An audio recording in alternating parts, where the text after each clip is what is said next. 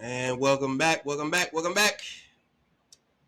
to another episode of Dogs on the Couch, where everybody's allowed to have an opinion. It does not matter if you played the game you are watching. So you're allowed to have an opinion as well. Oh, first, please like, comment, and most importantly, subscribe. Like, share, comment. Most importantly, subscribe. Doesn't cost you a thing. It's free of charge. Not only that, helps grow the channel and push these videos into the algorithm so that way like-minded people may have a chance to view. So I greatly appreciate every subscription. Thank you to the ones who have subscribed. And by all means, if you haven't, hit that button for me, man. I appreciate you. That being said, let's get into it, man. What I knew was going to happen ultimately happened. Cleveland Cavaliers get swept. Not only do they get swept in unbelievable fashion. It was so bad, you would have thought that Rocket Mortgage Arena was Madison Square Garden. That's what you would have thought. I mean, even down to the personnel. You know what I'm saying? They got Tracy Morgan in the building, Fat Joe, of course, Mike Lee. You know what I'm saying? Like, you would have thought that Rocket Mortgage Arena was Madison Square Garden. That's what you would have thought. So, respectfully, I believe if you've been following me on this channel, you already know what I believe the underlying issue is, what the problem is. But just in case you're somebody new and you haven't been following me here, Kenny Atkinson. Kenny is clearly the problem here. He's just absolutely ridiculous when it comes to lineups and understanding feel for the game, different things of that nature. So what I want to do quickly is I want to play revisionist history, if you will, because I do want to go back to myself pointing to some things that could harm us around this time of year if we got into this scenario, especially in regards to analytics. Some things that could harm us that I felt like we needed to fix then, but because Kenny was winning, other people didn't seem to think that these things were problems. Down to the analytical data as well as the personnel that you use in the situations that you use them in. So really quickly, here's me, revisionist history. 2 months ago this was that I had this video, and this was just my take on the analytics and how it could possibly trick you with your personnel. And sometimes you can rely too much on the analytics about your personnel as opposed to what you seeing from your personnel in that specific game. Certain times, what players is what players is good at. I acknowledge that Sam Merrill is an amazing knockdown 3-point shooter. My thing is just when his shot ain't going in, you kind of struggle having him out there. And then this guy's defense was, well, Sam Merrill is a great team defender. What does that have to do with his individual defense? Because this is the problem with analytics, because you want to say, well, you're saying Sam Merrill isn't a good defender. That's false, because the analytics proves that he's a great team defender. Okay, well, here's the problem with the analytics. Even if the analytics prove he's a great team defender, you don't think the other team got those analytics as well? They look at it and say, oh, Sam Merrill is only a good team defender. Oh, so you know what we're going to do? Scratch the offense. Hey, we finna run. We finna keep running screens and keep running picks until we get Sam Merrill isolated on who we want him guarding, and then we go ISO. Everybody get out the way. Now, Sam Merrill's team defense is effectively no good anymore. It doesn't matter because you're not in position to be team defending. The other team has figured that out, and then now they're exploiting the mismatch. Because especially when you get to the playoffs and, deep into the playoffs and possibly a championship, it's all about exploiting mismatches. All that analytical babble goes out the window. It's all about exploiting mismatches, finding the other team's weakness and exploiting it, because you're seeing the same team over and over and over again. So after a while, you kind of know each other. So at this point, it's like, okay, we know that Sam Merrill is a good team defender. So we're not going to give him a chance to do that. We're not going to give him a chance to be this great team defender. We're going to isolate him. Now all that team defender stuff goes in the toilet. It doesn't matter anymore. Now you need to go back to your analytical drawing board. You know what I'm saying? So again, I go on quite a bit more, about that particular topic. Because again, that video, if you just want to look it up on here, is titled, how, an extensive look at how, the overuse of analytics can get you in trouble. You know what I mean? Because not only was that the case with Sam Merrill, that we've seen, several times, in this New York Knicks series, but we also saw that with Dean Wade as well, which was another player that, I've been having particular issues with, on this channel, if you've been keeping up with it. And, other people tried to lead me to believe that, the other teams wouldn't do what I just said right there. When we all watched game one, the most epic collapse ever in Cavaliers history, we watched in game one 8 consecutive possessions. The New York Knicks did a simple screen. Dean Wade would concede the screen, wouldn't fight over it. So then now we got James Harden trying to guard Jalen Brunson one-on-one. And Jalen Brunson just got the cooking. And once Jalen Brunson start cooking, it's hard to stop him after that. Once he start cooking, it's hard for anybody to stop him, even a good defender. Like once he get in his lather, it's hard for anybody to stop him at that point. So we watched 8 straight possessions of that, which is precisely what you hear me mentioning in that video, which is when you get to the latter stages, these are the best coaches and the best players in the world. You don't think that other team got that analytical data, man, and they can use that against you? They're going to be like, all right, well, since Dean Wade is so good at guarding Jalen Brunson, well, guess what we're going to do? We just finna run a screen, so now James Harden is guarding him. And then Dean Wade over here guarding somebody that ain't even getting the ball. And then what do Dean Wade do on offense? Absolutely nothing. We know he does absolutely nothing on offense. So he's not doing nothing on offense, and then as great of a defender as he is, he can't even show it because they're running screens so that he can't even defend the person that he's supposed to be defending. So now what good do it have to have Dean Wade out there? And I'll even take it a step further, since I'm just on the Dean Wade topic, because I actually predicted this ahead of time, and I wanted to make sure I documented it on the Twitter that I had, the Twitter that we have for the show, which is it's at dogs_OTC. So on Twitter, or X, forgive me, it's at DAWGS_OTC. And respectfully, I actually predicted this the day before. So yesterday, well, it's after 12, so day before yesterday, I predicted this. So here's the tweet that I said. I said, let me document this just in case. I got a feeling Kenny Atkinson is going to start Max Strus instead of Dean Wade in this, in parenthesis, meaningless game 4 coming up next. And the reason I was saying that the game was meaningless is because I knew we was going to lose. I felt like we was going to lose. I knew we was going to lose. So I'm like, I got a feeling that Kenny is going to start Max Strus instead of Dean Wade in this meaningless game 4 coming up next. And then I got 3 laughing emojis after that. And then if you watch my videos before, I even said, I was like, for some reason Max Strus was good enough to start in game 7 against the Pistons. But then for whatever reason, you go back to Dean Wade starting in game 1 against the Knicks. Why come Max Strus? So when your back was against the wall and you felt like I got to put the best stuff out there that I got, you put Max Strus in the starting lineup. Why wouldn't you stick with that, especially if that's what won you the game 7? Why wouldn't you stick with that? Why are you going back to Dean Wade? And if you want to say, well, it's something so good that Dean Wade provides.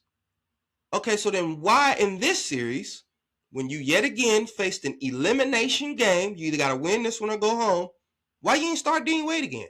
Why did you start Max Strus? And why do you only start Max Strus when you about to get eliminated? If Max Strus is so great that you feel like you need to start him so that you don't get eliminated, why don't you start him from the beginning so that you're not down 3-0? Doesn't that make sense? That would make sense, right? But that's too simplistic. It's not analytical data. It's not analytical metrics. And that's what the Bible is. The analytics is the best way to go. Well, clearly it's not. For some odd reason, you can't get a grasp of that, Kenny. And then not only that, Kenny has this tendency to come out and say stuff that, if we just being honest, you shouldn't be saying. Like, you shouldn't say this openly, like in public. Like, you shouldn't be saying this stuff out loud. It's okay if you think, in your mind, on your own, or different stuff like that. That's cool. But this type of stuff you should never come out and say out your mouth, to the media, and then they got a chance to get out to the fans. Here's Kenny down 0-3, giving his analytical take on what's happened over the course of the past 3 games and how you feel about it. Here, let's hear Kenny. I know you done heard this quote before, but just for the ones who haven't, let's listen to Kenny stick his own foot in his mouth. Analytically, I think we've won the I said 3 out of 3. We're 2 out of 3 in the expected. If you guys follow that, there's an expected score. And we won 2 out of 3. And I know you're looking confused, but I'm not. There is really, if you believe in process and all that, like, man, so, take that later. I know I don't throw that on them. I see it for myself. I mean, man, we have this feeling, then I can go to our analytical table and be like, man, we are. I think last night it was, the expected score was like 1 point or 2. Us shooting way below expected, them shooting way over. I know no one wants to hear that. I think you guys like it. I know, general public, no one wants to hear that. Everyone's outcome based. Sure. Kenny, what professional sport is not outcome based? I'd love to know. We're talking about professionals. You're all professionals making millions and millions and millions of dollars. What professional sport is not outcome based? I don't get it, Kenny.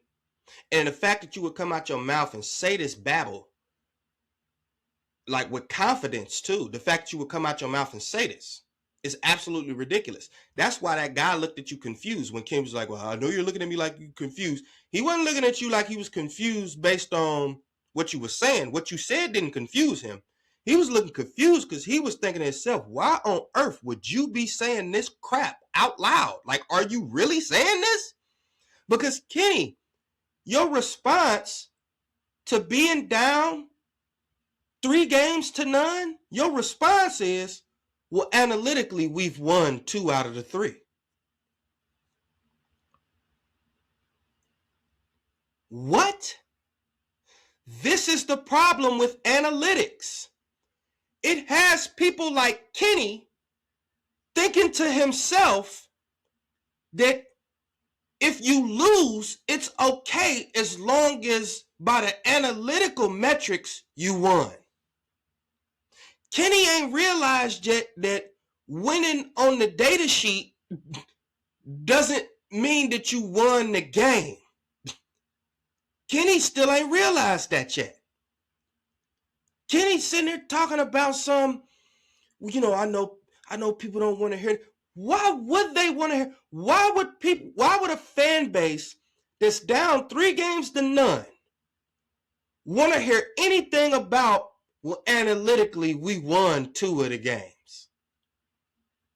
What, Kenny? Forgive me, because it's frying my brain.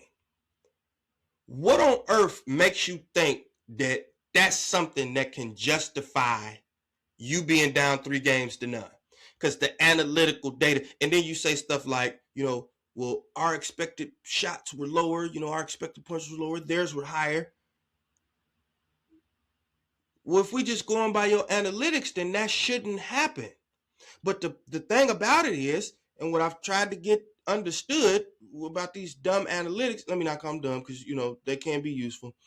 But when you over rely on them, that's how you get yourself in trouble. Because the analytical data says that, well, they shouldn't shoot better than you. You should shoot better than them. But when you watching it in real time, you should be able to assess, man, you know what? They shooting better than what we expected. Let me try to make some tweaks on defense. Hey, man, we not shooting as well as I expected. Let me make some tweaks on offense. Let me throw some new personnel out there. Since we shooting bad, since we shooting worse than what was expected, maybe I need to deploy some people that's got a little bit higher offensive side than just trotting Dean Wade out there for 21 minutes of basketball, and then he'll have 0 points and be a -10 on the court. Now, I'm not saying he do that every game, but I'm just saying, if you do it 2 out of the 4 games, in my opinion, that's too much. Because that's 2 times that you was just a nothing burger on the court. You was a nothing burger. And you out there for 20 plus minutes just being a nothing burger. Just because the analytical metrics said that you do such a great job defending Jalen Brunson. And then when we get out there on the court, the other team ain't even allowing you to guard Jalen Brunson one-on-one. And in the times that you are kind of guarding them or with them, they done ran you through 3, 4, 5 different screens. They running you through traffic. So that way, by the time you catch up with him, he already got the ball and into his motion and doing his stuff. So it's not like just an isolation one-on-one matchup. Even in those scenarios, if it's an isolation one-on-one matchup, they just ran a screen, got you off of him, Dean Wade, and got James Harden on him to guard. It was very simple. I predicted this 2 months ago, and I didn't need any type of analytical metric, analytical data sheet. I didn't need none of that to see what was finna happen. I didn't need any of that to predict it. All I needed was just basketball knowledge, basketball acumen. That's all I needed. And respectfully, Kenny, you a head coach in the NBA. So you for certain should have a higher basketball acumen than me. I'm just an MFer on the couch. Your basketball acumen should be blowing mine out of the water. So a person like me shouldn't have to explain, well, look here, when you thinking that you finna have Dean Wade just guarding Jalen Brown, well, the other team gonna run screens and isolate. Because it's all about creating mismatches. That's what the playoffs is. When you get to the best of the best, it's about creating mismatches, especially when you see a team several times. You playing this team back to back to back to back to back to back, you start to know each other. Landry Shamet wasn't just this, key pivotal part all year long of their team that they made sure that they deployed all of the time. He would get spot minutes here, there, whatever, what have you. But in this particular series, when Mike Brown was utilizing him and he saw that Shamet was providing a spark, instead of taking Shamet out and being like, I got to go back with my other guys because I trust those guys. I trust them. Mike Brown was like, well, let me trust the guy who got the hot hand out there right now. Let me trust him. Even if I do like this other guy better, the fact that this guy out there with the hot hand right now, I don't want to take it away from him. I'm finna let Buddy cook.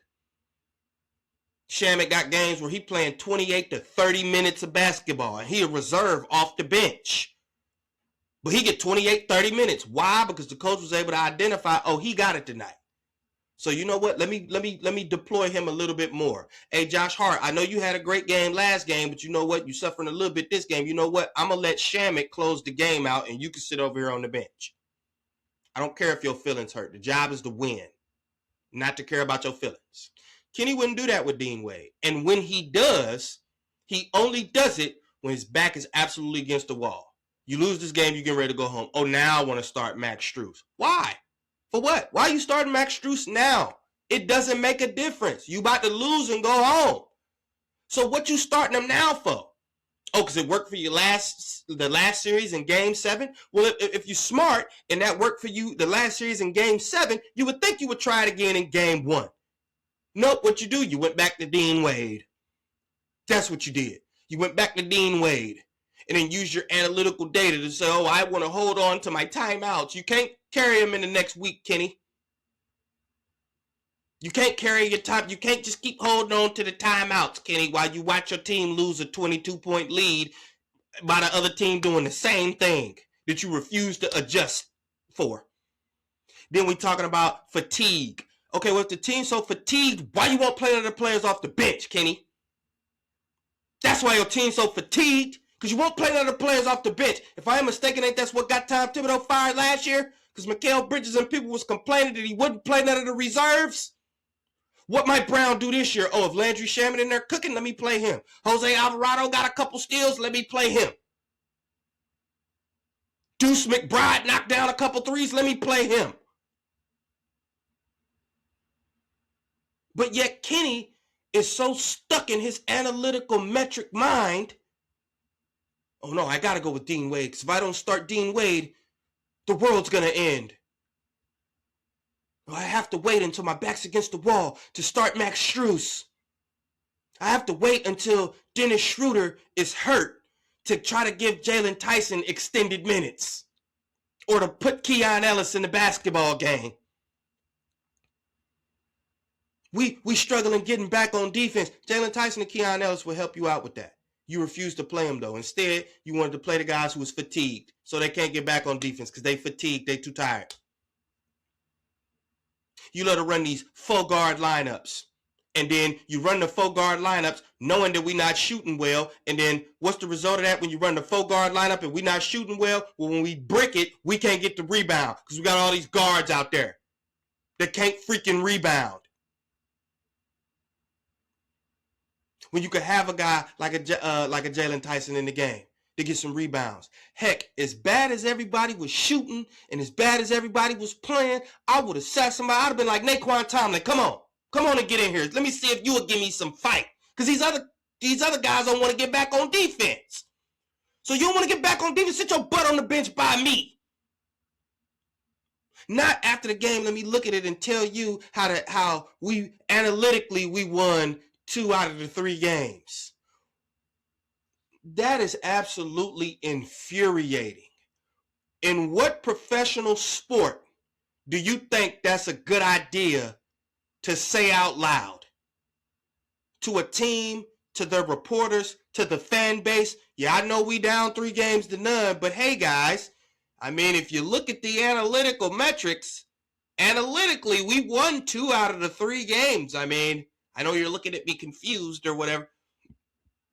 Kenny, the reason that they're looking at you confused is because you should never open your mouth and say something like that. Not as the coach of a professional team in any sport.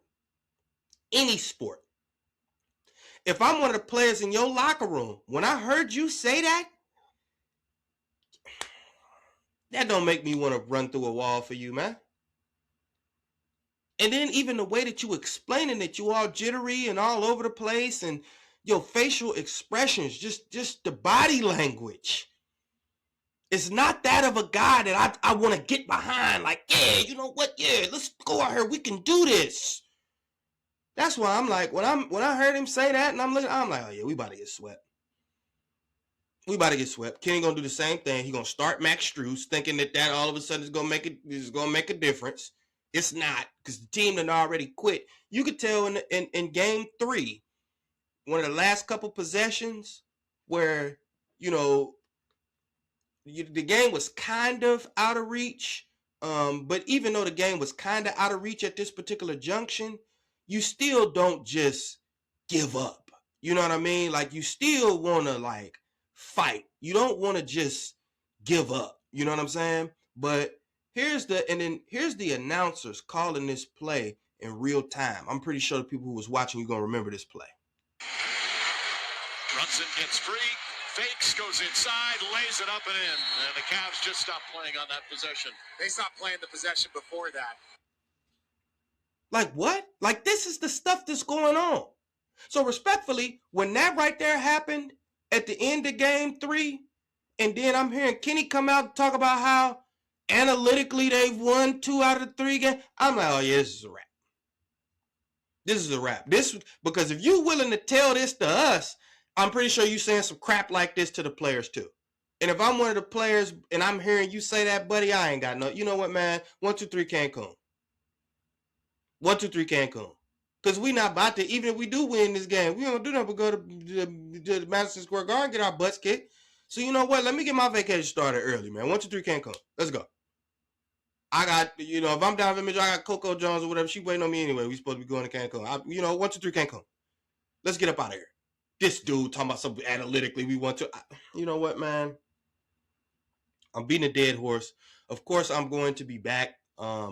With a tad bit more to try to break it down and analyze it. But for me, just to give a quick, reason as to why I've been pounding the table for certain players, mainly Jalen Tyson.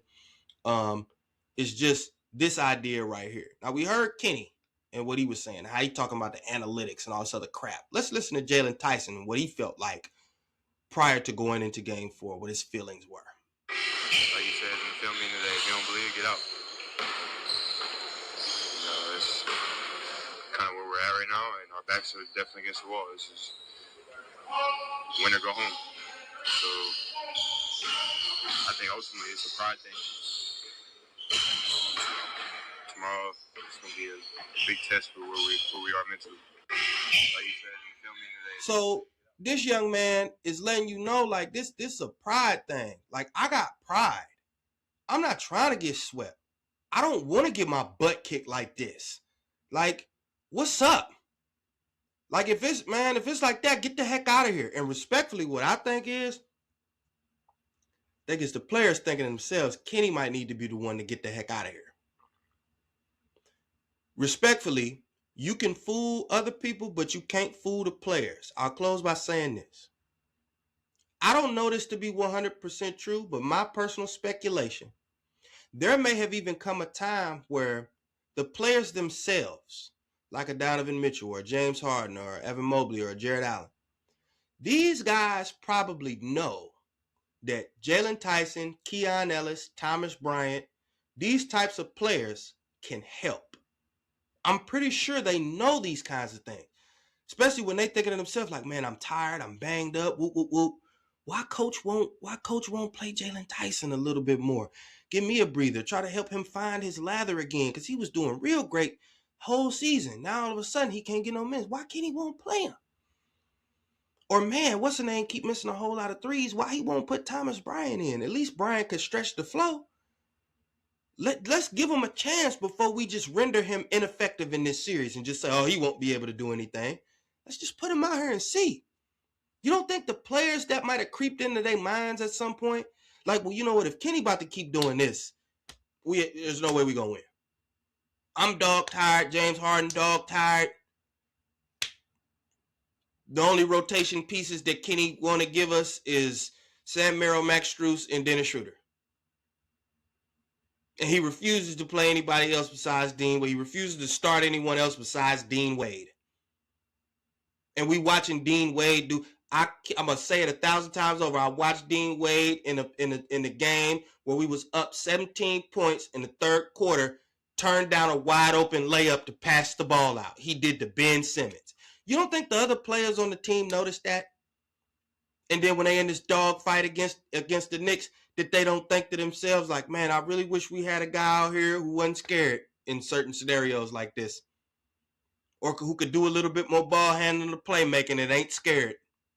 You don't think that they think that to themselves sometimes? You don't think that they know who the better basketball players are that's on their team, and that maybe those guys should be getting a shot at some minutes? You don't think they know that? I think they do.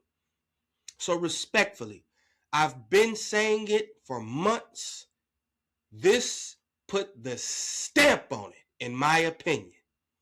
Kenny Atkinson needs to be fired. By the time this video is uploaded, there should be a scroll coming across the bottom of the screen for ESPN breaking news. The Cleveland Cavs have parted ways with their head coach, Kenny Atkinson.